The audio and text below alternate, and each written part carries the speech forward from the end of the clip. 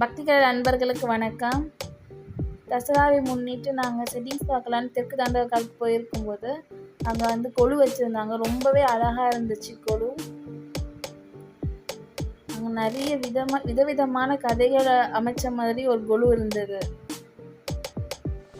இது கல்யாணம் நடக்கிற மாதிரி இருக்கு இல்லையா, இங்கே பள்ளிக்கூடம் வாத்தியார் பிள்ளைகள் இருக்கிற மாதிரியும், ஒவ்வொரு படிக்கட்டுலையும் ஒவ்வொரு விதமான தெய்வங்கள் அவங்களோட அவதாரங்களை வச்சுருக்காங்க. ரொம்பவே அழகாக இருந்துச்சு.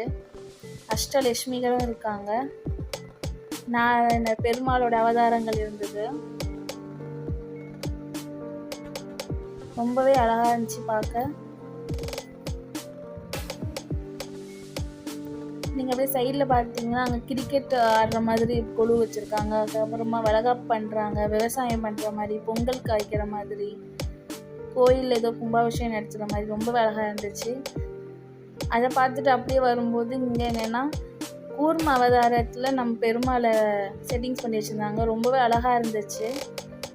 பெருமாள் அப்படியே எழுந்து நம்மளை ஆசீர்வதிக்கிற மாதிரி இருந்தது. ரொம்பவே அழகாக இருந்துச்சு அந்த செட்டிங்ஸ் பார்க்க.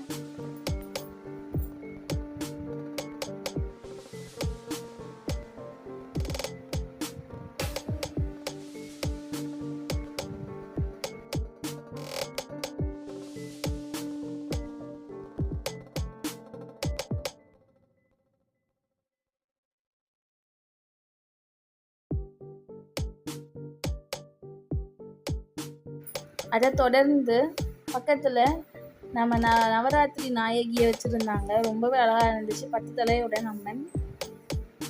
இந்த பக்கமாக பார்த்தீங்கன்னா காளி சிவனை மிதிக்கிற மாதிரி.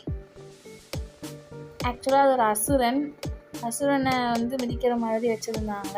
அந்த செட்டிங்ஸ் நல்லா இருந்துச்சு. இதில் பெரிய என்டர்டெயின்மெண்ட் என்னென்னா, அங்கே உள்ளே போகும்போது பெரிய கிங்காங் சைஸில் ஒரு மனுஷங்க பயம் காட்டினதுலாம் ரொம்ப பெரிய என்டர்டெயின்மெண்ட்டாக இருந்துச்சு. எனக்கு ரொம்ப பயந்தாச்சு. அங்கே என்னென்னா ஒரு பொண்ணு அம்மன் இதில் உட்காந்துருக்க மாதிரி இருந்தாங்க. ரொம்பவே அழகாக இருந்துச்சு. உண்மையான பொண்ணு.